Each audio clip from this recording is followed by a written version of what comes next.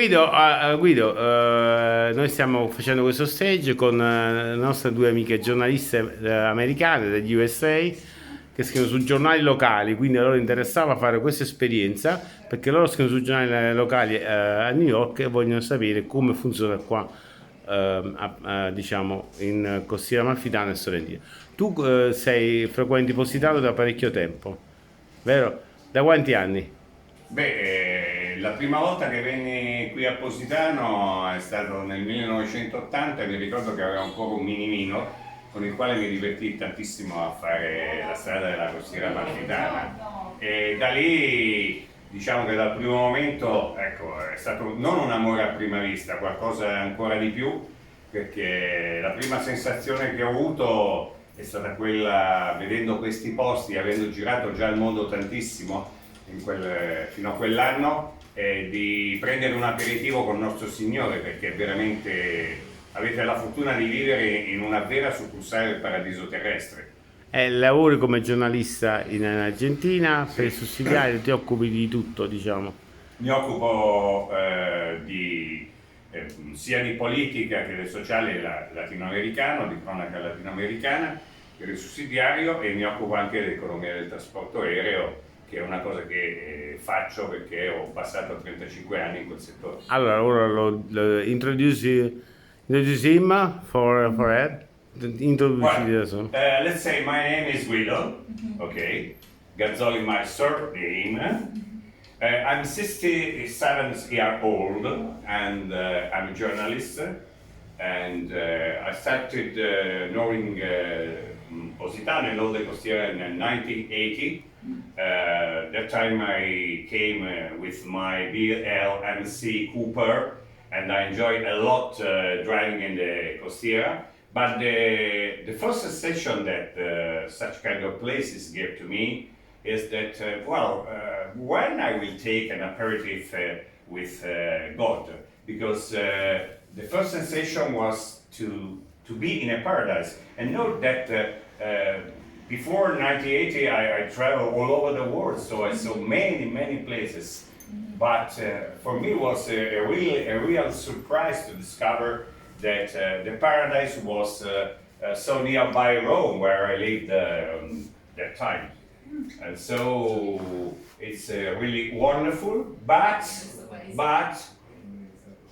passing the years, and actually it's a paradise, but with some things that I do not like, because due to the let's say the desire of making money,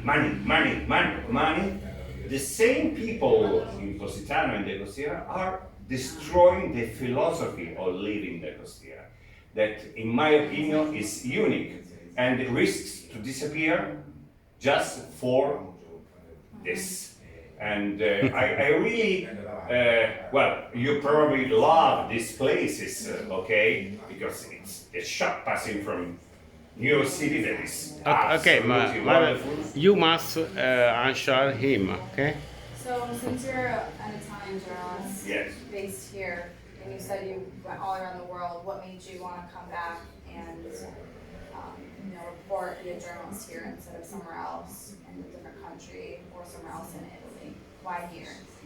Why here? Because I repeat it, because I feel like in a paradise, and I feel one of the few places, it seems to be something wrong, but it's right with the actual situation or Italy's crossing, where you can talk freely with the people, you can still meet friends, you can still have a certain kind of social life that, unfortunately, especially in the towns, big towns in Italy, actually is quite impossible. And Italy was always you come here and you feel like home, Well, now it's no more. Yeah. Rome, for instance, Rome is the capital, but it's destroying day per day, Yeah. And you see not only trash, pigs in the street, and other things, fires like the day before yesterday, but you seem to be really in the hell. And the strange thing that I got the paradise at 140 kilometers far. Wow, terrific. I still didn't discover the purgatory, that is in the middle between the hell and the paradise. But I don't want to discover it. Guido, talk about also in Argentina. Oh, well. You're a journalist from Argentina. Let's say that, How the life is in Argentina, economic life, the effect of the pandemic. Yeah. The effect of the pandemic, but well, Argentina is not so famous all over the world as country for visiting for tourism. And most of the people say, "Oh, I go to Patagonia," but Argentina is not only Patagonia. It's a wonderful country with a wonderful people. Let's say to transfer 24 millions of Italians of the ancient era there. That still maintains the same tradition of Italy of that time, and it's something wonderful. But for instance, Buenos Aires is a town where there are plenty of libraries. One library is located in a theater. It is considered it's a place with a lot of culture. The only thing is that you don't understand why. Among this great culture, you discover a country that is destroyed. Why, you ask? Because starting from 1946, Argentina was dominated by Juan Domingo Perón. Juan Domingo Perón is kind of Mussolini, okay? And Argentina was one of the richest countries in the world. In 1946, occupied the 4th place as the most rich country in the world.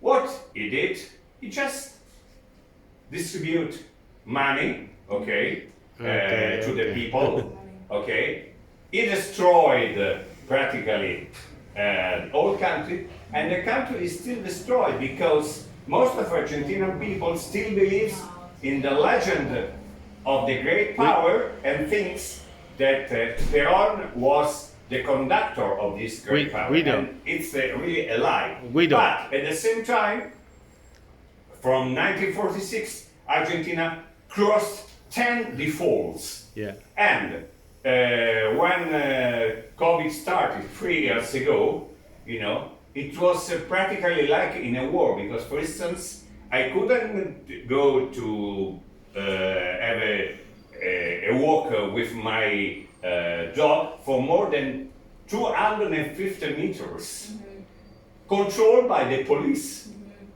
And also because for a strange thing, because the first person that imported, let's say, COVID in Argentina was an Italian. There was he took the flight of Alitalia in Rome's flight AZ680 to come to Buenos Guido, Aires. digli qual è la caratteristica di un buon giornalista, secondo te? Yes. How you become a good journalist? How do you become a good journalist? Oh, well, if you think one very important thing, the opinion is freedom, but the new is sacred. Yes. It's something that you can say this or that. You can think about one thing, but the new is the new. And so if you do report the new, you are a journalist.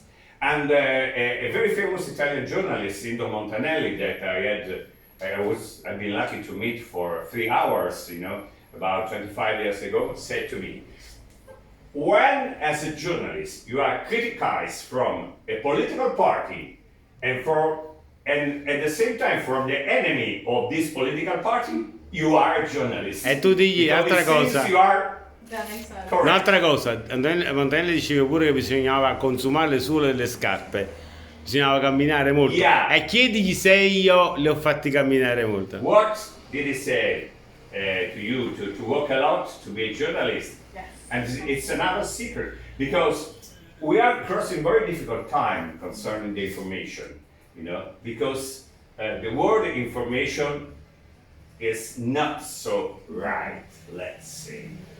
If you want to learn being a journalist, you must, and it's a must not of Cartier, it's a real law, to work in small contests. Because with a small contest, you can also still practice and the work- old and journalist work a lot. that is walking, And asking, you work a lot with me, no? yeah, and you ask Okay. people everything. you know. We continued. And here you are. The second part. Okay, stop. Thank you.